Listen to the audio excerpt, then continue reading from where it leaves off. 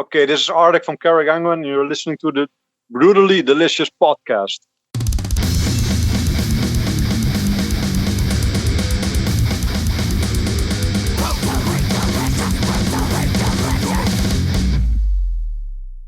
Hey, you are listening to the Brutally Delicious podcast. I am Bruce, also known as Soda Can Bruce, also known as Jason Momoa and the hostess with the mostest. And if you need to know any of those references, please go back and check Rena from Silentium's podcast. You won't regret it. And who do we have with us here, Chris? Oh, I'm Chris, and I'm an all-around nice guy, I guess. I guess. Okay, today we have Carach Angren. Yeah. Or is it Carach Angren? I think it's Carach, but I'm just looking at their webpage here. Number one official Finnish album on the charts. Wow. Yeah, that's pretty good. I've been a fan of these guys, seen them on the boat a few times, and I always dig them. Very theatrical, very... Well, yeah, let's go ahead. We're speaking with Ardek. Hey, how are you doing, man? I'm good. How are you guys? Fantastic. Doing all right. Are you still up in the Netherlands there? Yeah, I'm in the Netherlands, yeah. So we're talking to people from all over the world today. What's it like up there with all this nonsense? Well, here it's calming down a bit since a month, so it's here it's actually good. So things are, but of course the music industry is still horrible. Yeah, but what can you do? Nothing. But you guys, what was it like releasing that brand new album, like right in the middle of this? I mean, much different than all the other stuff you've done in your career, right?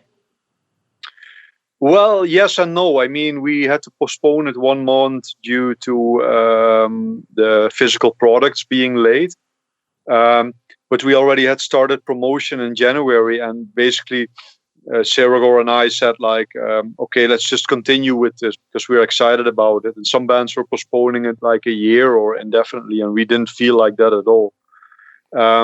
So in a way, I mean, it has been actually pretty good because results are really amazing, and we've done a lot of interviews like this, and the response has been really cool. So I'm happy we could do it despite everything else. Yeah, I mean, on a side note, the record is fantastic. I'm totally digging it, and the videos are really. I think you've upped the production game as well. Really good stuff. Cool, thanks. That's great to hear. Yeah. And I'm a big fan. I've seen you guys on the boat a few times on the 70,000 tons, but also on. Yes. I've seen you down here in Richmond too on the Wolfheart tour. Oh yeah, yes. And actually, Sig Gregor is in a movie of mine. I'm a filmmaker as well on heavy metal and depression and mental health, and he's got a whole big thing in it. We filmed down here when he was here. Cool. Yeah. Yeah. So longtime fan. It's nice to talk to you anyway. Yeah, that's great. Yeah. Are you guys doing... Go ahead, sorry. No, I just want to know, what was it like being on 70,000 Tons of Metal as an artist? It's great. I mean, we've been there in 2016 and of course this year. And for me, it was really great to see how they have upped their game and how it improved. I mean, it was really cool last time, but now it was like a well-oiled machine, everything, it's crazy how they build it up. And how everything is done, and it's special because, like you said, we're all on this ship, and you cannot get off, and that gives it a kind of, end of time. Yeah. And it never ends, right? I mean, it's continuous party and music, and I really like that, and also the fact that you can do whatever you want. It's like a mini holiday, and so I really like it, and the fact that you can perform there is just crazy. It's like it's a dream. Did you play the pool deck stage? I didn't get to go this year. Not this year. Last time we did it, and that was really cool. This year we did the theater venue and another one.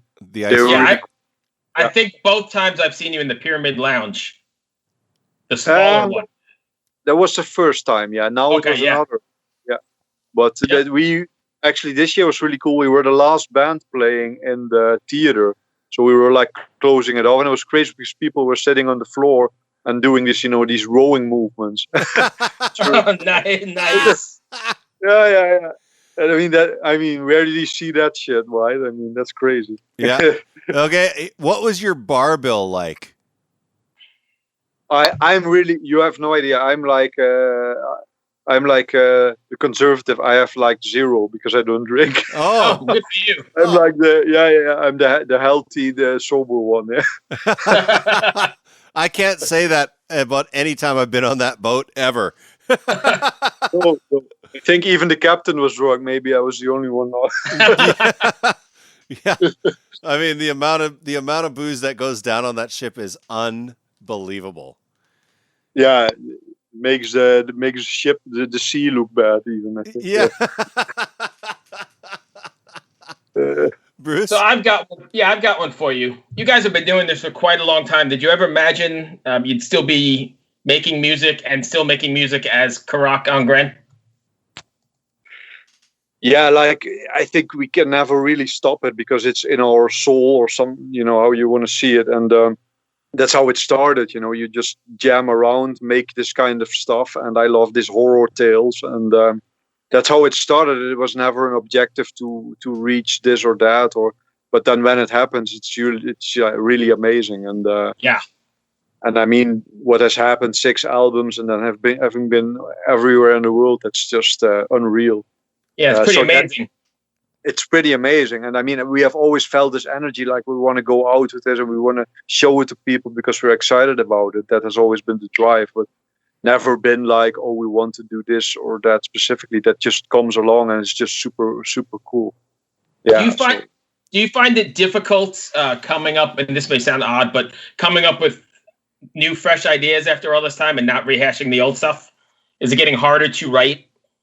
It's a very good question, actually, and it is like that because the way I see it, like when we were recording the first full-length album, you have to understand I was like 23 years old, so we got a record deal. So that is like hallelujah, you're like a kid being happy at that stage, and it's the first time, so everything is amazing, and so that's like a roller coaster. And then every time now you do it again, you have seen the studio, you know what it's like. So there's a trap to become complacent about it. So what I have made my discipline for myself is to every time find something that excites you.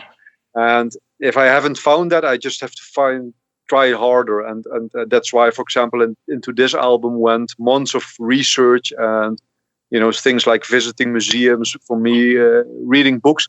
And then suddenly there is something that connects, and then I get excited, and then the melodies come out and all this stuff. So that becomes more difficult, or you have to be more. And sometimes you need time away too because you're touring, so it's only Carach Angren, and you need also some distance. Yeah. Okay, Chris. What's the craziest festival story you have? Whoa. That's an open question. Yeah, well, one that comes to my mind right now is that last year we played a festival with full force in Germany, and this is really cool because they have booked us a couple of times, and actually they have more like hardcore metal bands. So we are always the strange guest sort of, and we were playing, I think at 3 a.m. And everyone was completely drunk, and there were people like dressed up, and they were like dancing, and there was this crazy carnival-esque mosh pit.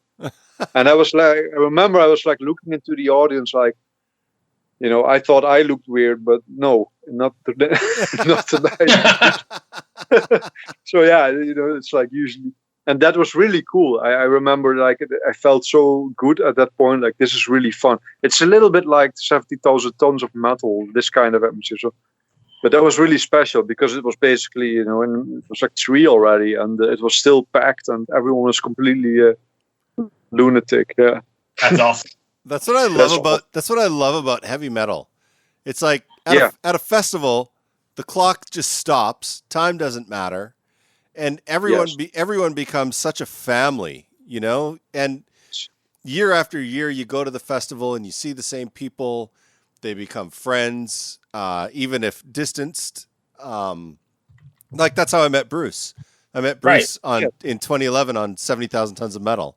The original one, yeah. The very first one, yeah. And I met so many different people from all over the planet that I still stay in regular contact with.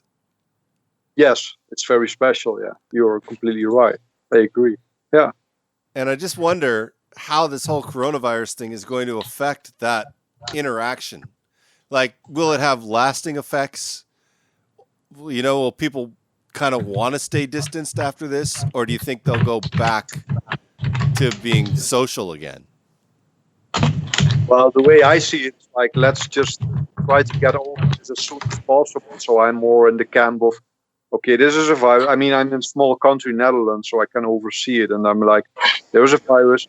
Apparently, it's real. So let's just deal with this. I'm like, okay, let's just do this. And then as soon as it's over, we can go back to absolutely everything full blown. So I'm more like, I'll do everything they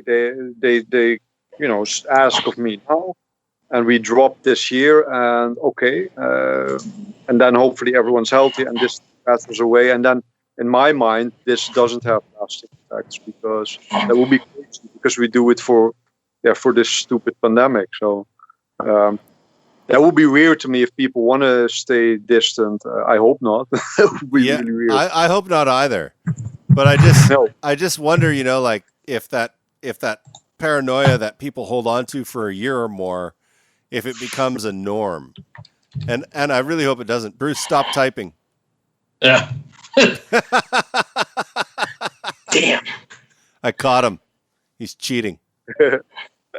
I don't I think there is that always fear that people are not going to want to come back, right? I mean, because it's going to be in the back of their head, and I don't know how that's going to all pan out. Obviously, there's no crystal ball, but it's going to be interesting. Yeah. Of course, we have to see that, but I just try to be rational and think like, okay, here, for example, here in Holland, we have been lowering all these measures step by step every 2 weeks, and that's really cool. So you can see there is an end coming in sight, and we have to follow that path. But I think the hard way is to not do that path, and then you go back and forth, and we just have to erase this thing, and then it's over. But and then there's no reason for paranoia because it's gone, and then that's it. I'm with you. I'll be back in that. I'll be back at any concert as soon as it's safe. I won't even think twice about it. Yeah.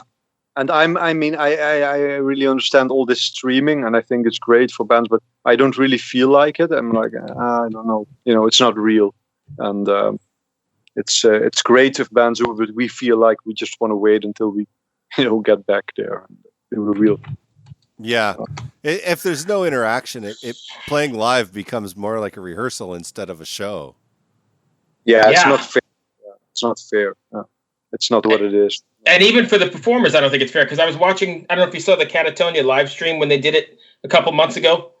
And, they did a really nice job with it. But in the middle, Anders was like, this is not normal. I'm not used to finishing up and nobody's there applauding and there's nobody to interact with. It's kind of weird. Yeah, the risk is that you can start disliking it. I mean, imagine if you do 10 streams, then you think, fuck this shit. Right. So, that's also maybe what I'm subconsciously afraid of. Like, I love making videos and I love making records, because that's where you work behind the scenes and you prepare something. But this is more like, you put the camera on and then that's it. And then there's no one there. And it's kind of sad. Like, I understand people when they do it, and maybe we will do it at some point too. I don't know, but for now, not probably. Yeah. Yeah. And it's a big expense to try and put together. And how do you monetize it in the end? Exactly. And because it's also crazy to me, like before people could watch this actually as fan, you could watch streams for free when you couldn't attend, and now suddenly it's monetized. I mean, it's all kinds of question marks to it. As a fan, I would also think like, that's kind of weird. But of course you want to support your band. That's really cool. Well, I mean, the band can't keep going if they don't make money. It's just a fact of life. So that's a fact. Yeah. Like I watched like the Monsters of Rock cruise. They're doing these live streams right now, and some are $10, some are free, and it's okay. But the quality, like it constantly skips and buffers, and there's all kinds of issues that happen, and it's not the same. It's not like being in front of a blasting amp or blasting PA system. you know? Oh no, not even close. Exactly. And the excitement, the waiting, you know, and your shoes sticking to the floor of all the beer. Yeah. I mean, you can have a cold beer in your hand, but it's not the same as like paying $7 for one, you know? No. Yeah, exactly. Stupid. Yeah, but you don't want, as a fan too, you can lose interest, and you can maybe, I mean, I remember my first festival was like 15. It was like, what the hell is this? You know, I saw all these bands I liked in one festival. It was like amazing. And then when you look at the screen where you were just typing your mom on WhatsApp or something, then you see your face. It can ruin it. It can ruin it. That's the risk. Yeah, like you could be in the middle of watching a stream and your mom calls and you're like, oh, I'll just hit pause. And then you ruin the whole vibe. Yeah. And then the idea was I got away from this into metal and it's blending. Nightmare. Well, so what do you guys have planned next? Are you just going to sit tight and see what happens? Or is there stuff in the works? Or? Well, like I said, we have been lucky now to be, on top of promotion. We had some really cool things. Like, for example, last week we had a television interview here in Holland. And so that's really cool. And now we are actually working on a video because we can probably start working on it in the next couple of weeks again, because it's possible. And we have a really crazy idea that we didn't want to compromise on. So that's why we kept it, and we will release the video later. But so I'm excited about it, and we have restarted those plans. And so that's what we will do for the coming weeks. Yeah, months. Nice. So you'll keep the wheels rolling. Yeah, definitely. And then, we have great management and agencies. They are already trying to plan some tours or trying to make plans for, hopefully next year and even later to, just fire up this campaign so that everything is ready. So that's good. You can work and prepare things. Yeah. If everything goes back to normal next year, I was thinking about this as you were talking, because a lot of people are scared that music venues are not going to be able to come back from this, right? Like, they're going to bleed money like crazy. But if everything goes back to normal next year, there is going to be so many bands on the road. Like, it's going to be crazy. Like, all the shows that were postponed this year are now going to happen next year, plus the shows that were going to happen next year anyways. Right. Yes. Like, there's going to be twice the amount of bands on tour. Yeah. And there's demand because everyone wants to go to everything. Yes. Yeah, absolutely. But not as much money. I won't have the money to do all that. No. Maybe we have to see what will happen. Yeah, maybe that's going to be interesting. But that's going to be also a little bit of a problem. We will have a kind of bottleneck effect. Yeah. And also everyone's releasing albums now, even if they didn't plan to. They just write another one. Right. It's interesting.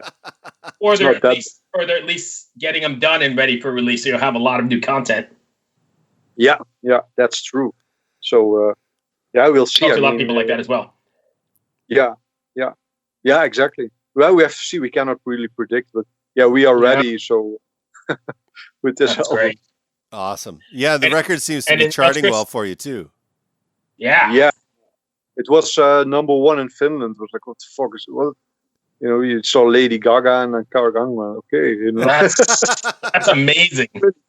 Yeah, it's amazing. Yeah, it's really, and it's the first time that happened. And we are in Germany in the top charts, and I think there were some US charts as well coming in. So we are looking closely at it. So it's really cool.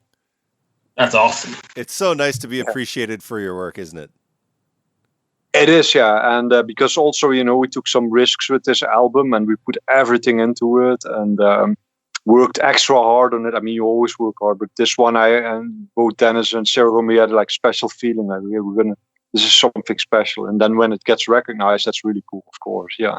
Yeah, that's beautiful. I wish Bruce would recognize my talent sometimes. Jesus. Do it. I don't have anything else, Chris. You? I don't, man. Thank you so much for joining us today. It was really amazing to talk to you. Yes, especially after being a fan for so long. And I'm glad your record's doing well. And that's pretty amazing under Lady Gaga, or right by Lady Gaga there. Above Lady Gaga. Above Lady Gaga. Let me correct myself. That's pretty amazing. Not many people can say that. let's go on tour, Lady Gaga. Come, let's do it. Yeah. But hopefully we'll get to see you somewhere again down the road. Take care of yourself and stay safe, man. Thank you so much, my friend. I appreciate it. Thank you, guys, and stay safe. have a great night. We'll take you too. Take care. All right, bye. Take care. Bye. Hello out there. Yes, hello out there, everyone. I'm Hal Schwartz. And I'm Flynn McLean. Together we host None But the Brave, a podcast dedicated to the music and career of Bruce Springsteen. Bruce and E Street Band are on tour right now for the first time in 6 years, and we're taking a detailed look at what's happening on stage in our bi-weekly episodes. We've also been recently joined by some very exciting guests, including rock journalist Warren Zanes and Stephen Hayden, Backstreet's Magazine founder Charles Cross, and Barstool's Kirk Minahan. If you're a diehard Springsteen fan, this is the show for you. So please subscribe to None But the Brave on your favorite podcasting platform, and we hope to see you further on up the road. Thank you so much. We'll be seeing you.